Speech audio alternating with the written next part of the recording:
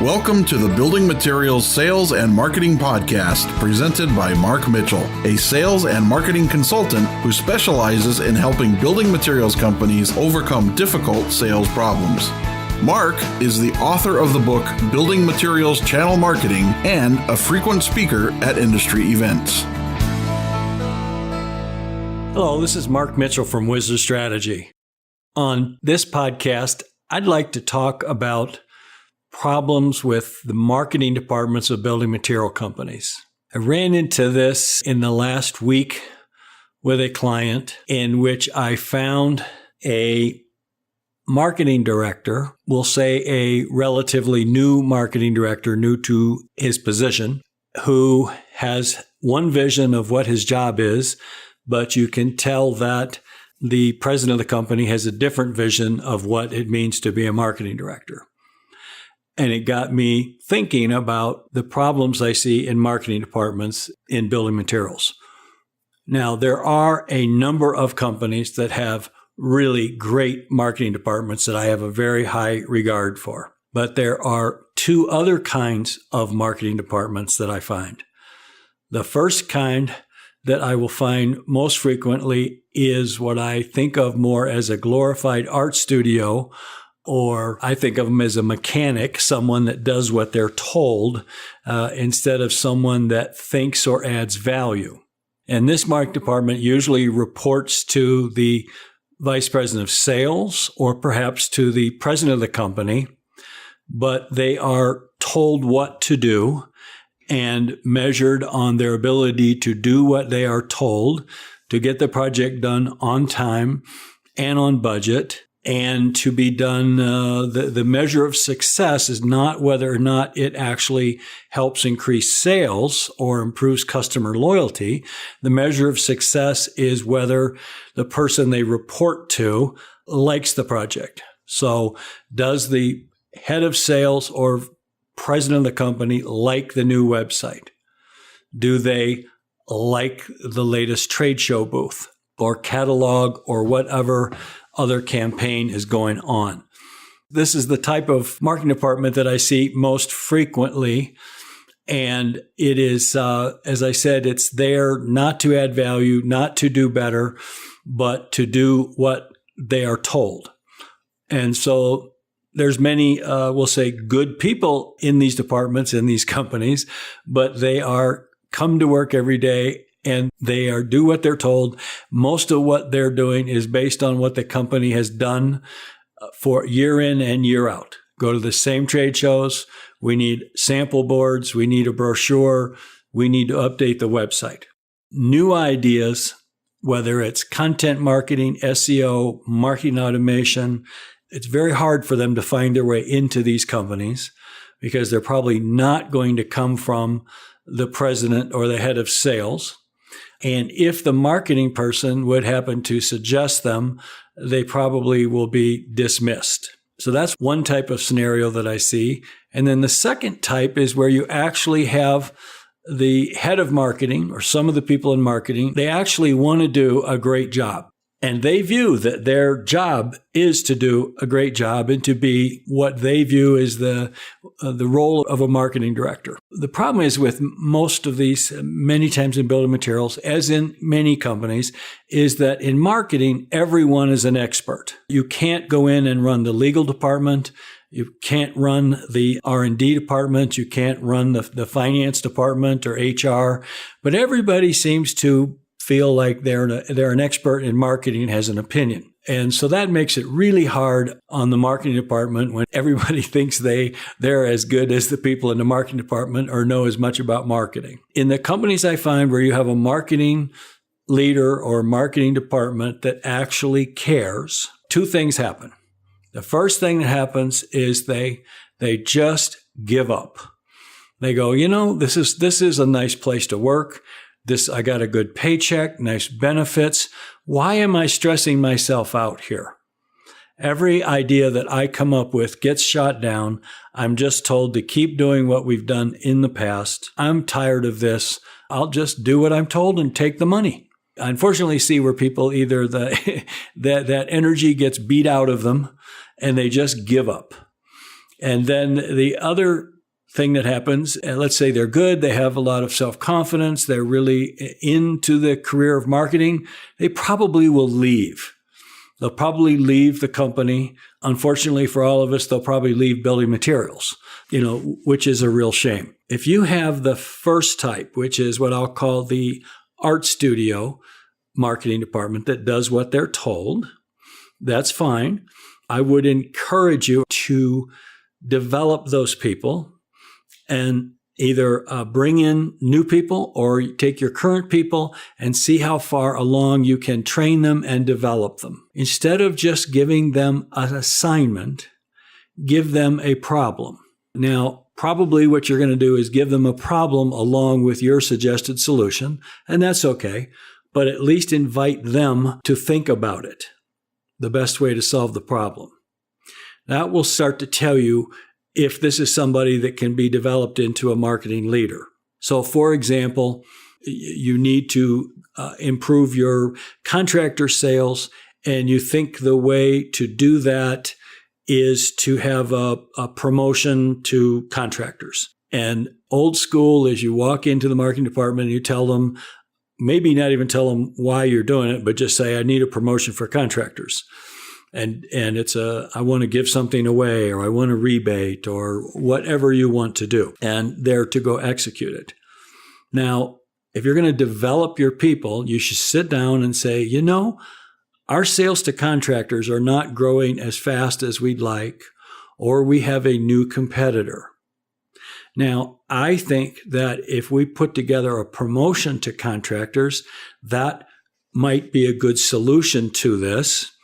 But I would like you, Mr. Marketing Director, to go and think about this and come back and tell me if you agree with my thinking, or if you have what you think is a better idea.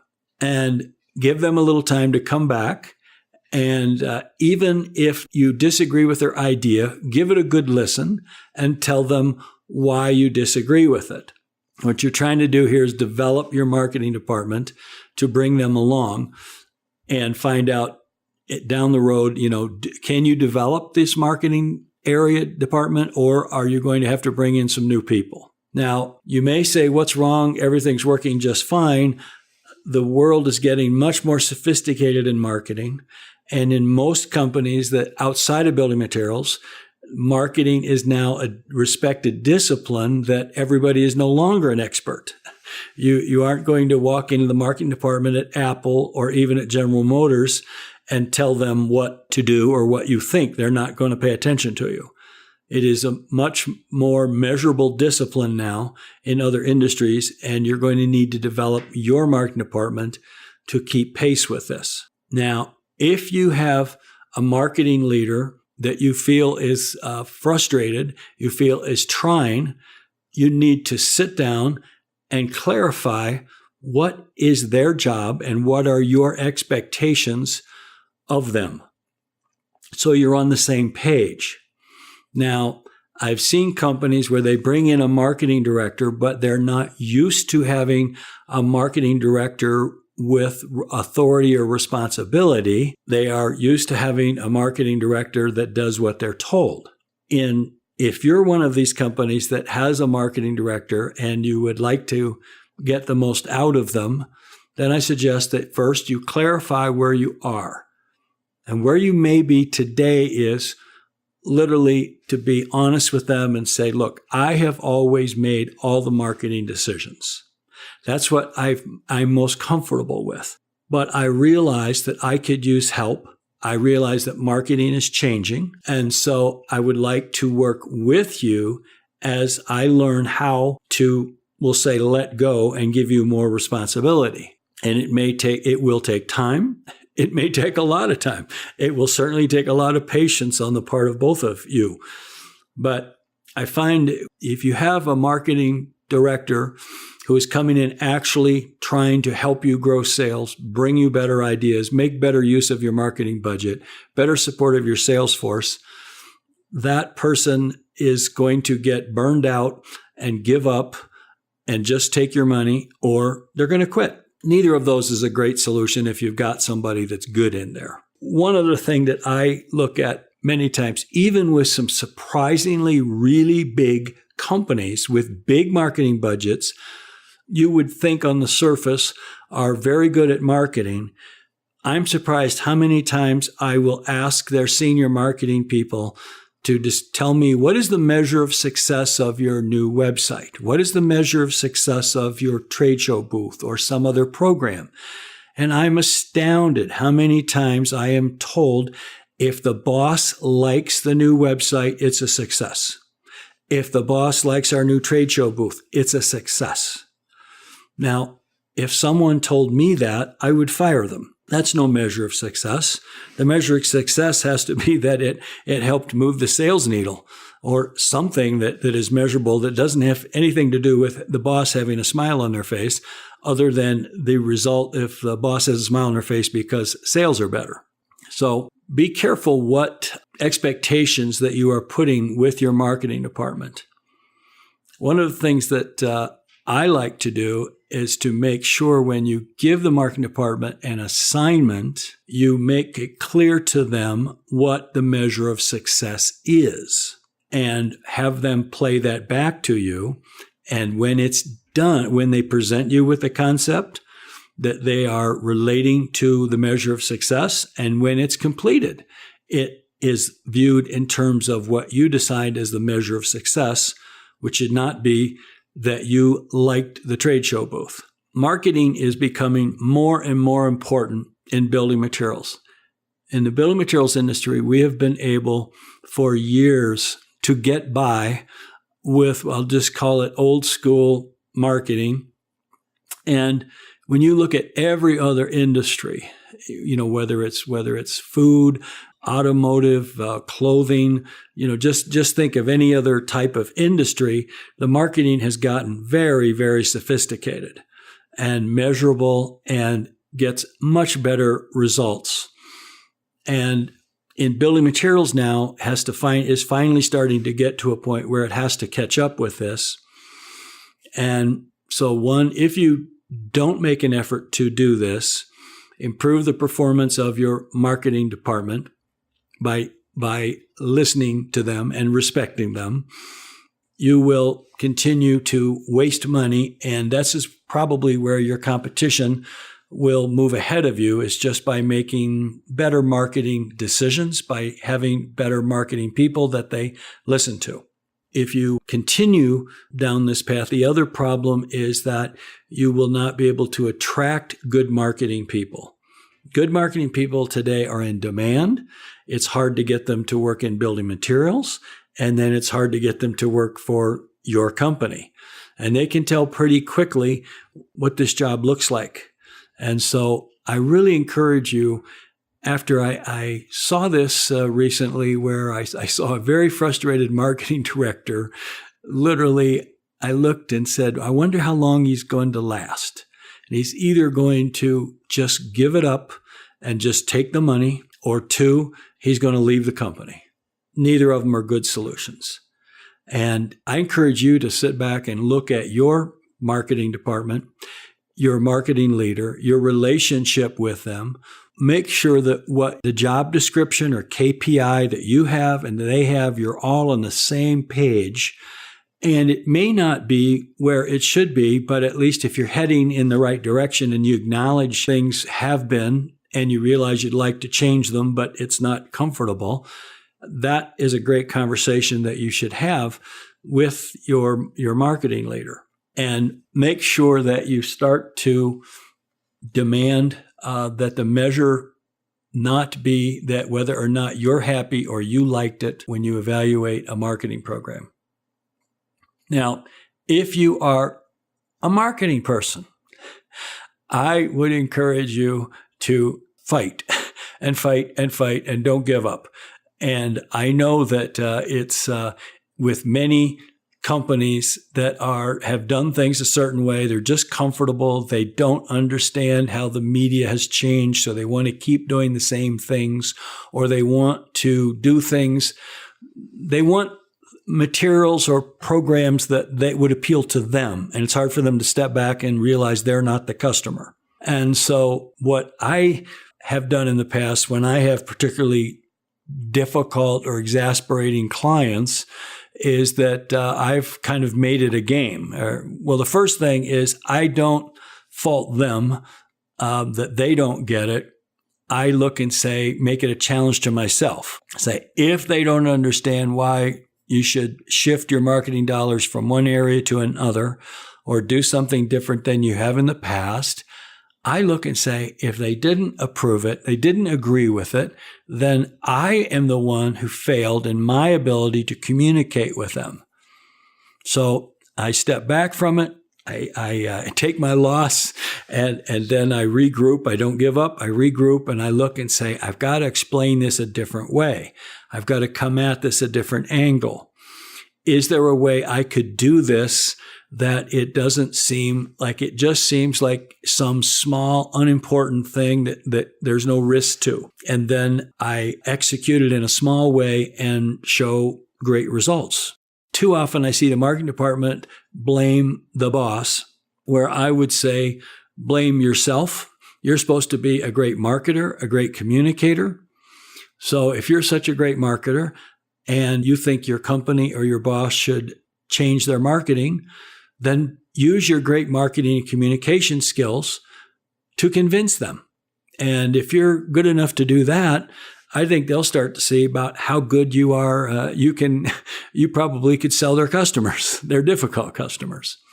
So keep that in mind. One final thing I want to offer that was reinforced to me again this week by a head of sales of a company, and that was the importance of having the marketing people spend time with the salespeople and with customers.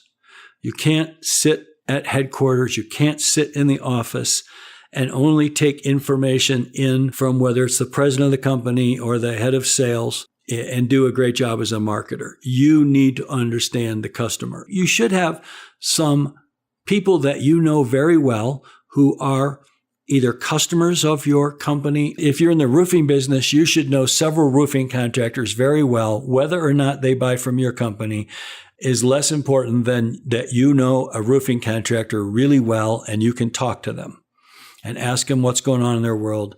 Ask them what they think of an idea. Ask them why they do or don't buy your product. Have that access to that information and go out and do it yourself, as well as work with the salespeople in order to do it. So most marketing, unfortunately, doesn't get respect. It's not just going to be granted to you. It's not just going to be, you're not going to be crowned and all of a sudden people are going to view you as a marketing genius. You're going to have to earn it.